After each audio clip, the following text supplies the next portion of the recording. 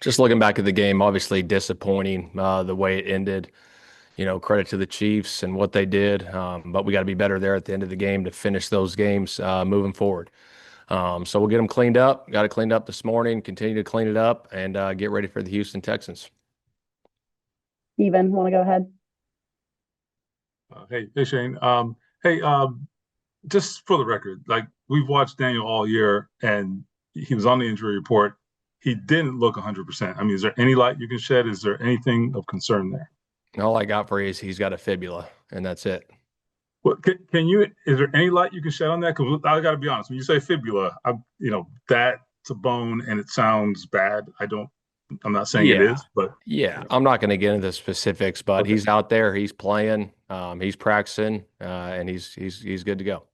And just one last thing, you guys had you saw a lot of blitzes yesterday, which you tend to do with Spags. You had a lot of success with those early on. What do you attribute some of the struggles to? You always look at there's always little intricacies within the game. They brought some zero pressure there at the end. We had a third down where they brought zero. We were trying to throw a quick slant there. You had to get the ball out of our hands quick, tight coverage things. There's a lot of different things that play into it. But again, we look back at those things and get them cleaned up and get better every week from those things, moving forward, Stephen. Thanks. James. Shane, I think Noah Gray had the catch on the sideline there in the fourth quarter. Looked like he got messed up on the play actually. But did you think to challenge that at all? What was going through your mind in that moment? Yeah, I was definitely thinking about challenging it there. I just was talking to the officials on the sidelines. I said, "You guys look at that?" And they said, "Yeah, we looked at it. The replay assist did." So that's why I didn't throw the flag. And then I would have lost the timeout. Otherwise, I definitely would have. So they told you like that he caught it? Correct. They said the ball didn't hit the ground. Interesting. Okay. And then Yeah. to follow up, end of the game, fourth quarter and overtime, how'd you feel about, I guess looking back at it, just the time management perspective of it and knowing that you want to be aggressive to throw, but those seconds don't come off the clock and they get another more keep getting chances to obviously come back and win the game. Yeah, for sure. You always go back and self-evaluate those situations. I really thought, really that last drive in regulation, when we went pass there, um, could I have called some runs there? Absolutely. Could have called runs, ate up some time there. Um, but, hindsight, I just, it didn't work out. And obviously, I look at myself first and foremost on all those situations to get better for our guys, moving forward. Chap. Yeah, Coach, two things. Is Mooney Ward okay? I know he got lit up pretty good and went back in, but sometimes the day after. Uh, Yeah. Yeah, as far as I know, Chap, he's good to go. I talked to him after the game. He felt good. So he should be good. the other thing about the end of the game, and it's always easy to second guess in all this. When you're sitting there now and it's 4th and 4 at the 45 or 46, do you wish you'd have rolled the dice and gone with it as opposed to Mahomes has done that so many times. Yeah, he sure has. Our defense, I was like, that was kind of a gut feel there, Chap, on that one. It was at the 45-yard line. Our defense, we had the punt to start the third quarter, another punt. They got a takeaway, and we were up 3 there. And I thought, shoot, let's try to back them up and, let them go the long way instead of the short way if we don't get it. And obviously, he went down there and we held him to a field goal. But yeah, you always look at those things and, yeah, should I have, could have, would have, went for it on there? Yeah, possibly. Thanks, Coach. Joel. Shane, the 3rd and 1 with Jonathan, you guys run it there.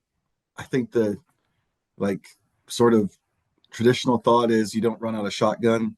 What did you guys like about that play and where do you think it went wrong? Yeah, it was an inside zone play there, and we were in the gun thinking maybe they were thinking it's pass. And they had a little line stunt up front with Chris Jones, and credit to those guys. They did a good job, up front, and we didn't get to the second level, and credit to them for making the play. Kevin. Shane, how do you view the balance in like they've got X amount of numbers in the box versus we got to get our best player the football? Yeah, you always look at those things like, do we have leverage and spacing, in the run game? How do we capture leverage using whatever it is, whether it's motion or the front structure, to try to gain leverage with the box count too, maybe to get guys to fall out of the box. You always try to scheme different things up to create lanes in the running game. So that's stuff that we look at each and every week to try to create those matchups, whether they have a heavy box or a light box. We're always looking at those things. Then knowing what JT's done in the second half, fourth quarter, do you view the boxing analogy of even in if it looks tough sledding at all? Sometimes with Yeah, I mean, him. sometimes, yeah, you can grind out some, tough runs in there. I went back, obviously, you looked at that fourth quarter, the 3 and outs obviously were unacceptable, and that's on me. We started the one backed up in the fourth quarter, and I think, yeah, we lost 2 yards there, and then threw it there. And then, obviously, we started, the overtime with an RPO, and then we ran it there, and then we obviously got stopped on the 3rd and 1 there. So you always look back and self-evaluate there, on certain things. Just a couple more, Nathan. I know it seems like maybe two different thought theories on what to do if you win the coin toss in overtime. You guys obviously won yesterday. Choose to receive it. Could you kind of just take us through what your theory is on why for you it makes sense to take the ball there? I know there's some folks that feel like getting the ball last and having the opportunity to know what you need to do and know if you need to go for fourth down or not is helpful. You guys obviously did the opposite, so I just was curious if you could walk us through that. Yeah, it's interesting. You look around the league, I think it's like analytics is like 50-50 split. You talk to coaches around the league, it's split. And just kind of my philosophy is like, hey, take the ball there, try to go score. That's a 10-minute, overtime. And if you don't score, you can punt them and back them up. And then if you get the stop, you'll probably get one more shot. That's kind of the thought process there. Now, if you do take the ball, right, and you go score, now they're in 4-down mode the whole way down. So there's the flip side of it too. So there's different thoughts and theories to it. And my thought there was take the ball, try to go score. And then obviously, try to stop them on the flip in. And like we did, punt them, back them up, and try to keep them backed up so you can get another shot. And I know you've talked through a lot of what you guys did, just play calling wise, decision making wise in the fourth quarter and overtime. When you've had a chance to review it, do you feel like you would have? And again, I know hindsight is not what you have in the game. Do you feel like you guys would have or should have done anything different from a big picture standpoint? Or are you comfortable with how you guys approach that? Yeah, I think looking at it as in the big picture, obviously, when it doesn't go your way, and it doesn't go out the way you want, obviously, you look back and say, man, I could have called this, I could have called that. We could have done this different. I think that last drive in the fourth quarter was the biggest one where we probably could have popped a run on first down. You throw it on first down, now you're at 2nd and 10, and then you throw it again. It's now you're at 3rd and 10, and you try to get a 3rd and 10 versus, a team that, brings pressure. And obviously, we were short there, on the third down. So, that last drive in the fourth quarter, I thought, I could have done a better job for sure. Definitely there. And I know you mentioned yesterday, Ashton Dulin obviously left the game, was questionable with a hamstring. Do you have any sort of update on his status? Yeah, he has a hamstring, and it looks like, he'll probably miss some time. I don't know how much, but he'll probably miss some time. Gotcha. Thanks. JJ. Shane, when you looked at the defense, Mooney and Sauce out there playing a lot of man, what just sort of hit you about the way that they played? Yeah, I thought they played good, tight coverage. They hit some crossing routes on us, but besides that, I thought both those guys played at a really high level. Sauce, obviously, as many plays as they had. I think they had about 95 plays, offensively, and those guys playing as much as they did. I thought they were really good. I thought Sauce made a great, PBU down there at the end of half. And I think Mooney did a good job too. So it's great to have both of those guys back out there in the fold, playing for us on both sides. And then Pratt, sometimes when you see like a tackle total that high, it's maybe a little like artificially inflated, but his looked like it was a lot of like high quality tackles against the run. Is that what you saw there? Yeah, I thought Pratt played a great game.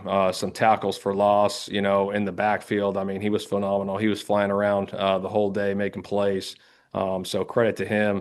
Credit to the guys up front for creating those gaps for him to get through and make those tackles. But yeah, he was flying around. He had a hell of a game. We'll go with James, and then Chap will be our last question. Shane, one more on Daniel. With the fibula injury, do you have to account for that in play calling? Do you feel like you have everything still at your disposal? Or do you feel like you have to kind of protect your guy a little bit? Yeah, there's no limitations with them right now. So we go through our weekly game plan process, and we go from there. Chap, go ahead. Yeah, Shane, just any early assessments of what the Texans are going to bring to town? Well, I know they got a really freaking good pass rush. Daniel Hunter and Will Anderson, as good as they get right now on the edge, and I think they're number one in total defense. They're number one in fewest points allowed. So it'll be a hell of a challenge for us. We're looking forward to that opportunity to, get back to work this week and go through our process and go through our preparation to get ready for Sunday. Being back home will be huge for us. I know you don't look ahead, but for the last six or in the division, I mean, this is when it's going to be determined, obviously. Yeah, division games are huge. They're different. They hit harder, obviously, because it is huge. You want to win your division, but you got to do it, 1 week at a time, 1 day at a time to get that done and prepare the right way.